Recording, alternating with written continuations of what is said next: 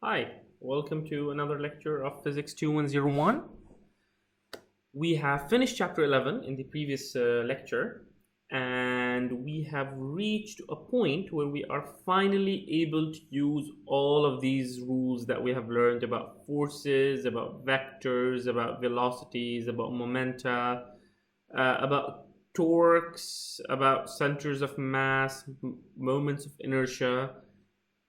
We are finally at a point where we can get all of these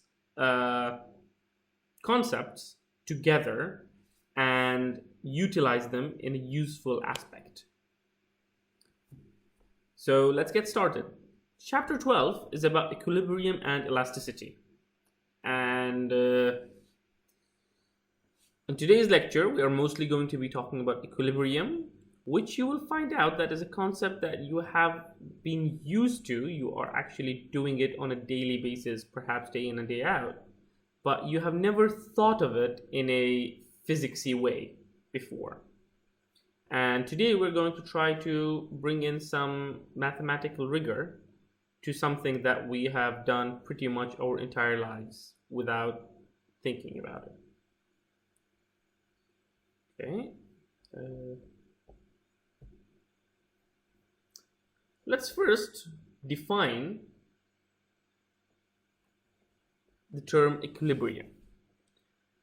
We have spoken about equilibrium once before, mostly when we were talking about potentials and forces, and we were talking about marbles and a concave or convex hills or bowls.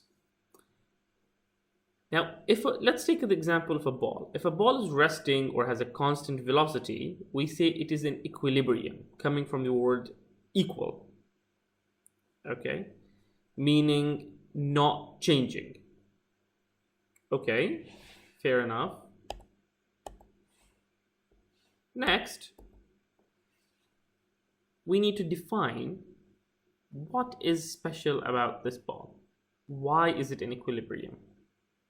Well, we find that there are two rules that it obeys. One, that P is a constant, and two, that L is also a constant. When do we have constant P's and constant L's? We'll come back to this in a second. We have already done it before in the previous lecture, but we'll come back to it as a reminder. Let's take a look at this collection of rocks. It's a rather nice photo, and it's very interesting in that, you have a very big rock on a very tiny rock, and then a whole bunch of stones on top of it, but it's not moving. This is the very definition of something we call static equilibrium. Now, there are two types of equilibrium. We have static equilibrium and we have dynamic equilibrium. For now, we are going to be talking about static equilibrium, and we'll leave dynamic for another time. Okay, so its momentum, it's not moving, so its momentum is equal to 0. It's not moving translationally, and it's not rotating either, so its angular momentum is also 0. So far, so good? Let's take another example. This is the chandelier at the Sultan Qaboos Grand Mosque, and it's just hanging there. It's not moving.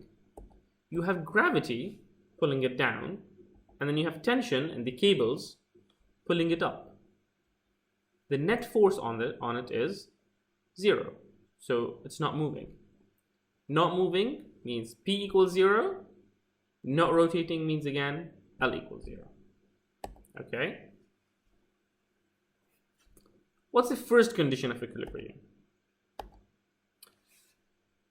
A body is in translational equilibrium, so x, y, z, if and only if the vector sum of all the external forces acting on it is 0. So, in other words, net zero force is equal to 0 net force, means translational equilibrium.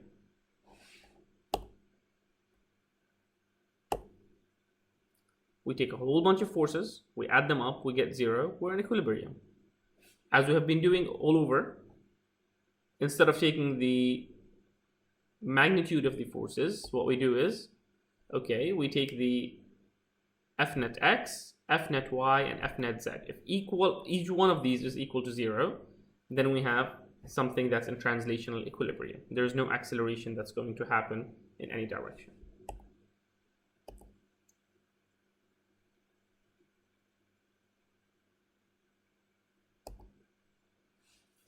Just to write down explicitly, Fx net equals F1x plus F2x plus F3x blah blah blah equals 0. Same thing with y and same thing with z. Okay, here's an idea. Now at the top we have something where we have an upward force and we have a downward force, and both of these are equal. What's F net? Well, if this is plus 5 and this is minus 5, then plus 5 minus 5 equals 0. Perfect. But what about the bottom example? Amazingly, F is still equal to 0 because we still have 5 here and 5 here. But are these two cases the same? Obviously not. We know from experience that if I take an object like this and I push it up and down with the same force like this, nothing is changing. But if I take something like this and I start pushing down and up, it's going to start to rotate, right? Which means that although net F is still equal to 0, something is not equal to 0. Something weird is happening. It's rotating. Why? Remember torque? Now the up and down forces are equal to 0, but since these are not both acting at the same place, what's happening is their torques are actually in the same direction. This is producing a counterclockwise torque, and this is also producing a counterclockwise torque, making it rotate. So then we arrive at our second rule. To be in static equilibrium, that is equilibrium while not moving, we also need the net torque to be equal to 0. And we do the exact same thing. We say torque net x, torque net y, torque net z is equal to 0. Now there's one more rule which we have been assuming all across, or we have been saying it all across, but we haven't actually written it down yet. And that is the third rule. The linear momentum of the body must be 0. Okay? Because all across we have been saying static equilibrium, static equilibrium, static equilibrium, which means not moving. If it's not moving, then the linear momentum has to be equal to 0.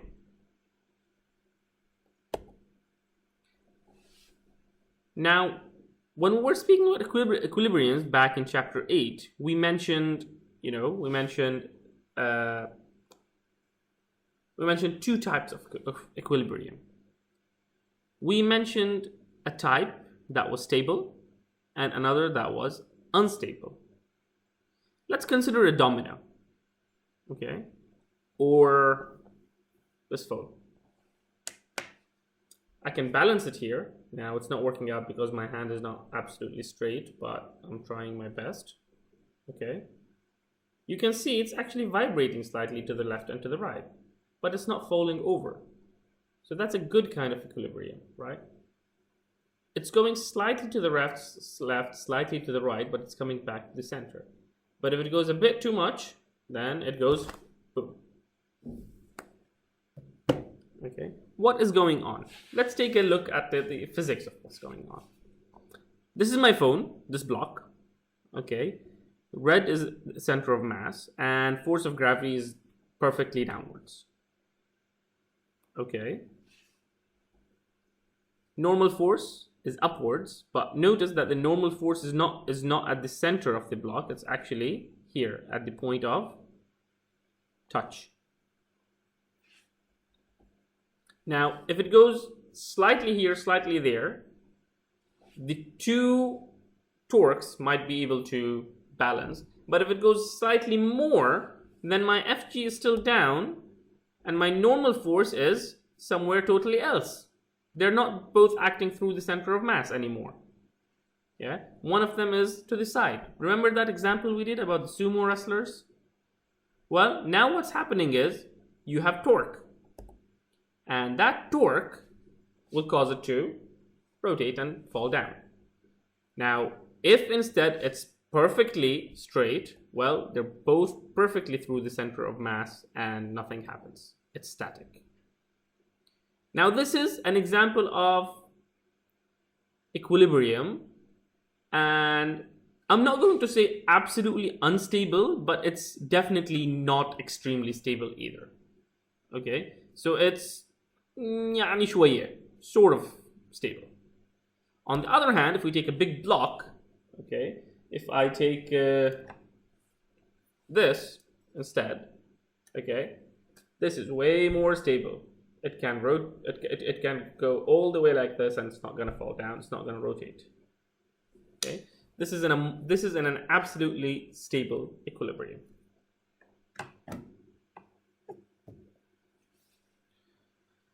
Okay, so just a reminder: F net is equal to 0, torque net is equal to 0, and the linear momentum is equal to 0. Let's see if we have understood this. PIQ. A bar has 4 forces, all of the same magnitude, exerted on it. As shown, what is the sign of the torque about the axis of rotation? Use the sign convention shown. What is the torque? Is it 0? Is it positive? Is it negative? Remember, consider the forces, consider the torques, consider the distances from the axis. You can pause the video here, try it out, and then come back later. Now we'll speak about something called the center of gravity. Okay, what is the center of gravity? We've actually been speaking about this, and we have been doing this all over. We just never gave it a name. And honestly, sometimes I don't think you even need to give it a name. Okay, we have Fg, the force of gravity, and it effectively acts as at a single point, which is usually at the center of mass. Okay, and now we're calling it center of gravity. It's the same thing. Yeah? If the body is perfectly symmetrical or otherwise, the center of mass and hence center of gravity is going to be in the center. If not, then as we have discussed before, the center of mass and hence center of gravity can be at different locations. Why are we reminding ourselves of this?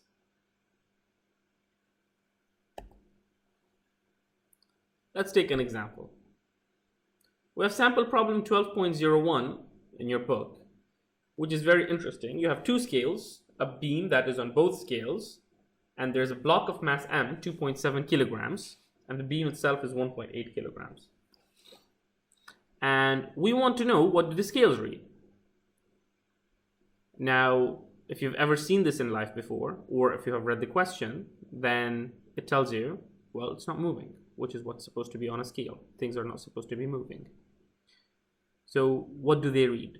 It's not as easy because the weight is distributed on 2 scales. So what do they read? Well, if a person stands on a weighing scale, then it's very simple. Gravity is downwards through the center of mass, and the normal force is upwards, and that's what the scale reads, right? Now it's the same with the scales, but remember there's another scale on the other side as well. So we need to account for that. How? Now since it's not moving, we know that the linear momentum is 0, and we know F net x is 0, we know F net y is 0, and we know torque net z is equal to 0, because, well, nothing is moving.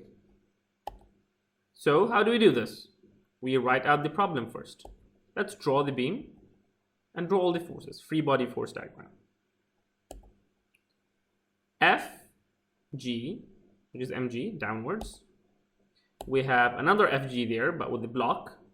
Another mg, also downwards, at that location though.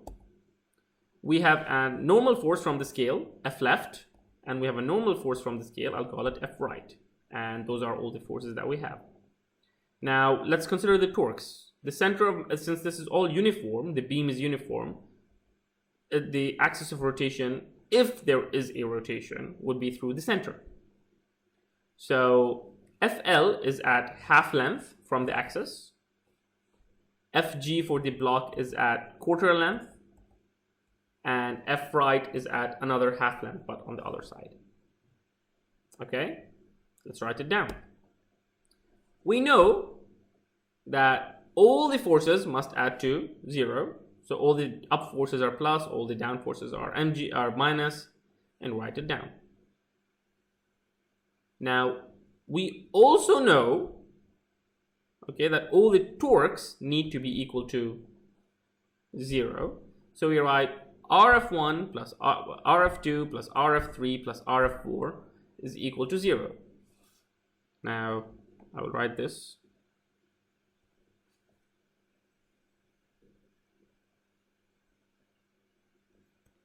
And the minuses are because G is downwards.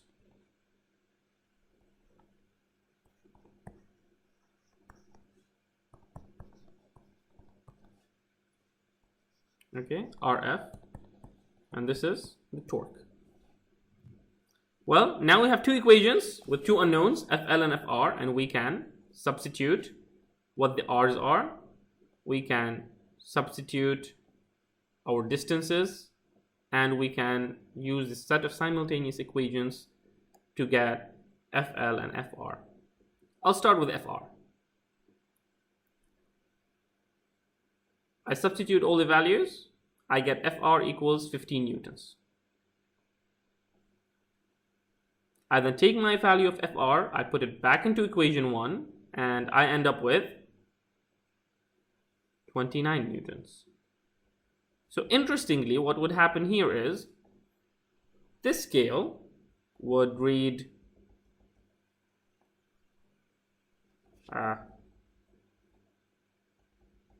this scale would read 29 newtons, while this scale would read 15 newtons. Or if we're talking kgs, this one would give us 2.96 kilograms, while that one would give us 1.53 kilograms. Okay?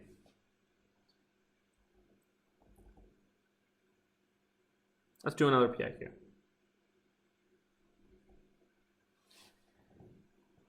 You decide to make yourself a desk by attaching a wide shelf to the top of two legs.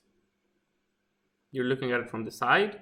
When you put a book down on the end of the shelf, the force exerted on the shelf at the attachment point labeled A is approximately what? Up, down, left, right, or 0. And then the force exerted on the shelf at the attachment point labeled B is what? Again, up, down, left, right, and 0. Take your time, pause, and we'll come back. Okay, so here's your book. Here's your shelf. Here are points A and B. This is what's going to happen. What happens is you don't have enough support on the right-hand side. And even though your forces might end up being equal to 0, I'm not saying it will, I'm saying try it out and see, your torques will not end up to 0 and it will rotate. Let's do another sample problem from your book, sample problem 12.02. Now this is a longer problem, so I would want to go and read the problem for you. The figure shows a safe of mass 430 kilograms hanging by a rope. Negligible mass, so we can just ignore the mass of the rope. From a boom. A boom is usually a metal extension. The distances are given as A equals 1.9 meters, B equals 2.5 meters, and it consists of a uniform hinged beam of mass 85 kilograms and a horizontal cable. again of negligible mass. What is the tension in the cable? And what is the magnitude of the net force on the beam from the hinge? So here.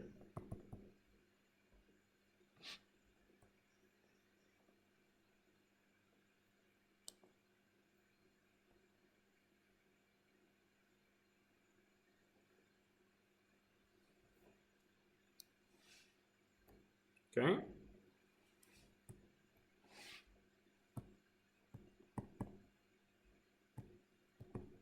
My pen no longer works for some reason. Let's try to troubleshoot it while you are on the line.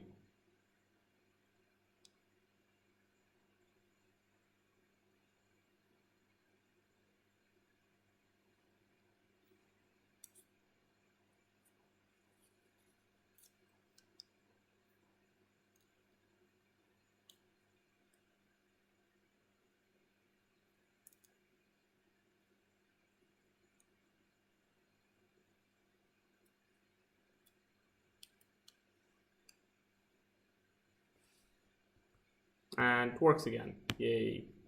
All right. So let's take a look at the problem. Free body force diagram. If you have not gotten the hang of doing it yet, now would be a very good time to start. Fg, mg, downwards. Tension equals to mg of the safe. You have TC, cable, tension in the cable. You don't know what that is yet. And there's a force vertical at the hinge and a force horizontal at the hinge, which you don't know what it is either. This is basically the normal force, but instead of a normal force being from a horizontal table, it is now a normal force from a vertical wall. Okay. Let's see. Distances B over 2, A. Now, start with torques. ATC clockwise minus BTR anti-clockwise minus half B mg also clockwise is equal to 0. It's not moving, so we know the net torque is equal to 0. We plug in the numbers and we get that the tension on the cable is 6,100 newtons. So although the safe is only 430 kilograms in mass, the tension on the cable is about equivalent to 622 kilograms. Okay.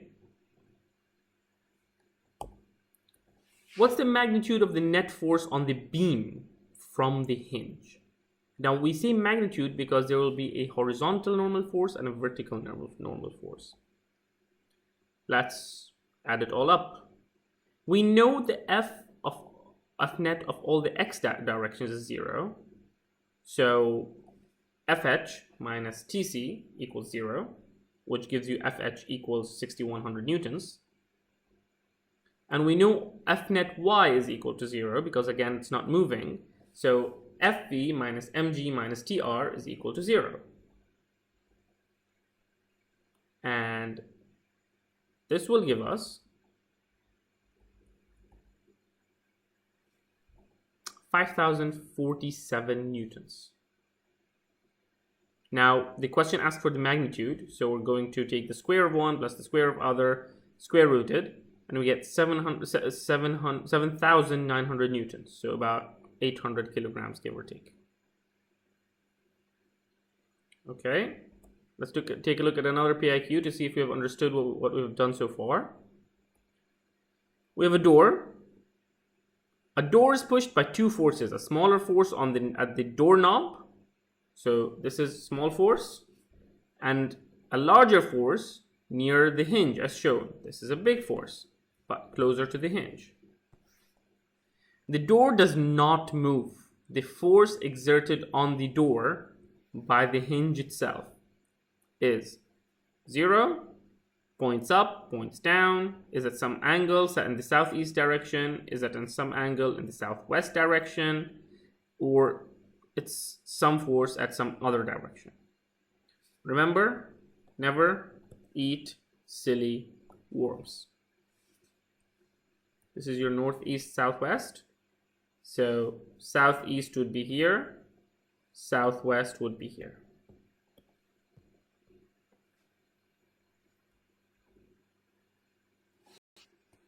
Okay.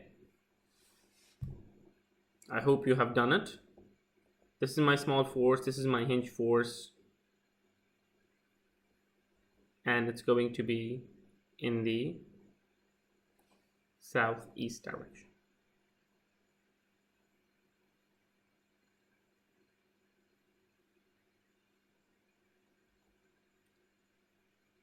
To end off today, we're going to do one more sample problem, 12.03.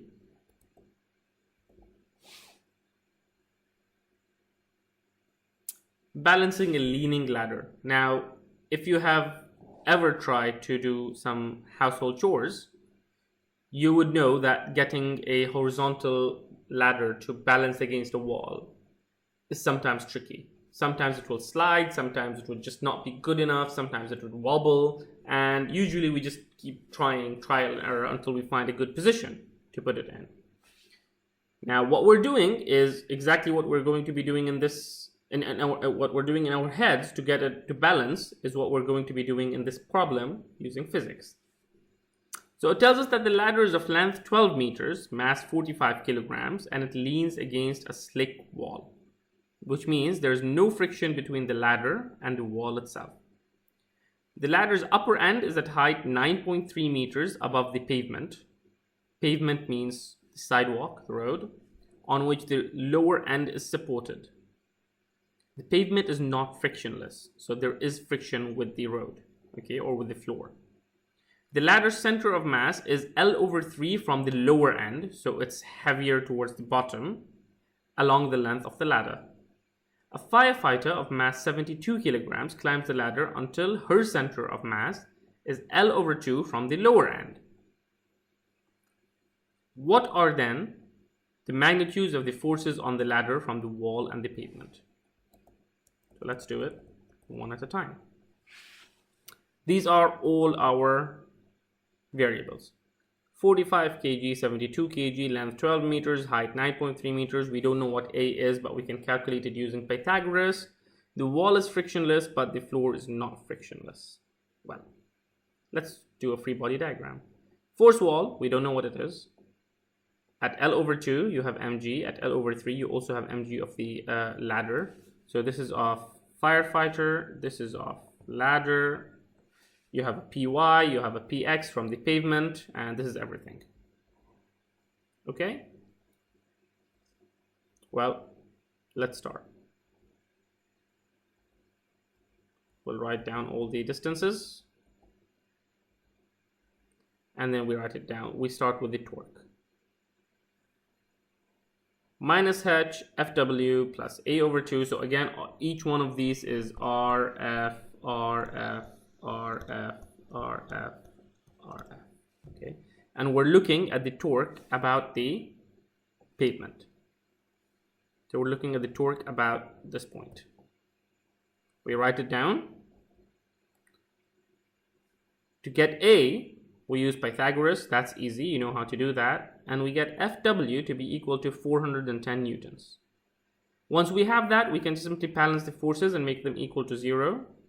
So we know in the x direction Fw minus Px equals 0. We know in the so that Px is equal to 410 newtons. And in the y direction, we know Fpy is equal to the two gravities going downwards is equal to 0. So that's 1100 newtons. The magnitude then would simply be square this plus square that and square root it. Okay, I hope this was useful, and I will see you in the next lecture.